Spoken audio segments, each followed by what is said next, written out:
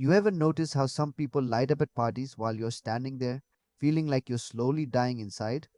It's not that you hate people, it's that you hate the script. How's the weather? Busy week? So what do you do? And you're sitting there thinking, is this really all we're doing right now? If small talk feels like nails on a chalkboard to you, you're not broken.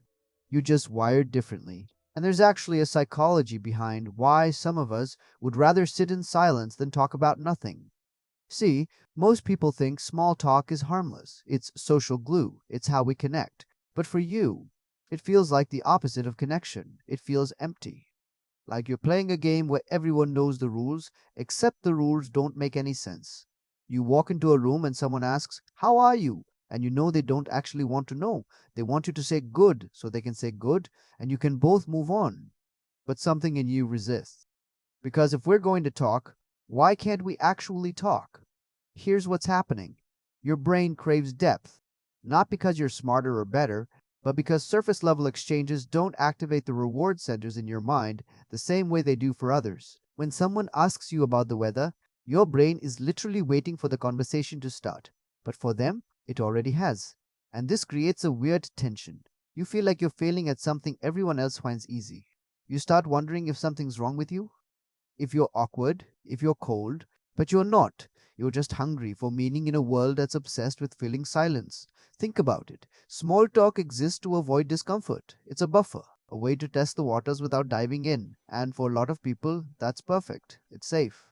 But for you, that safety feels like a cage. You don't want to test the waters. You want to jump in. You want to know what someone fears, what they dream about, what keeps them up at night.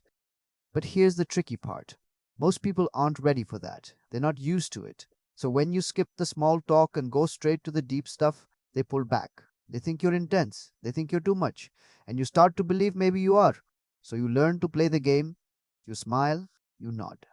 You ask about their weekend, even though you don't care about their weekend because you care about them, not their weekend. And it exhausts you. Because every surface level conversation feels like you're pretending to be someone you're not. And that exhaustion, it's real. It's called social fatigue.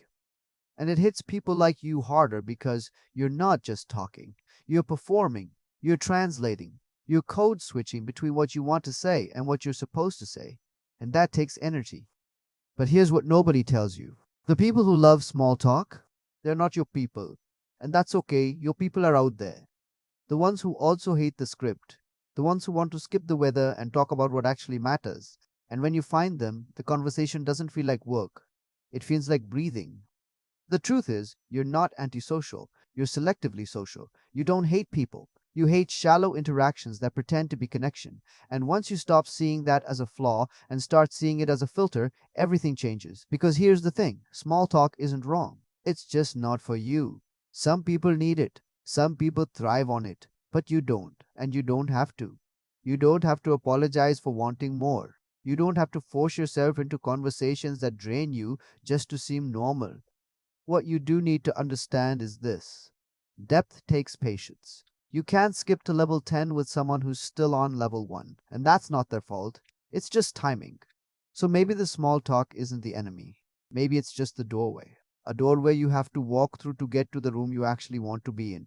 The key is learning when to walk through it and when to walk away. Learning who's worth the energy and who's just filling time. And learning that sometimes silence is better than noise. That sometimes saying nothing is more honest than saying something empty. So, if you've ever felt weird for hating small talk, stop. You're not weird. You're just done pretending that surface level is enough. And the world needs more people like that. People who refuse to settle for conversations that go nowhere. People who ask the questions that make others uncomfortable, because those are the questions that matter. You don't need to be everyone's friend.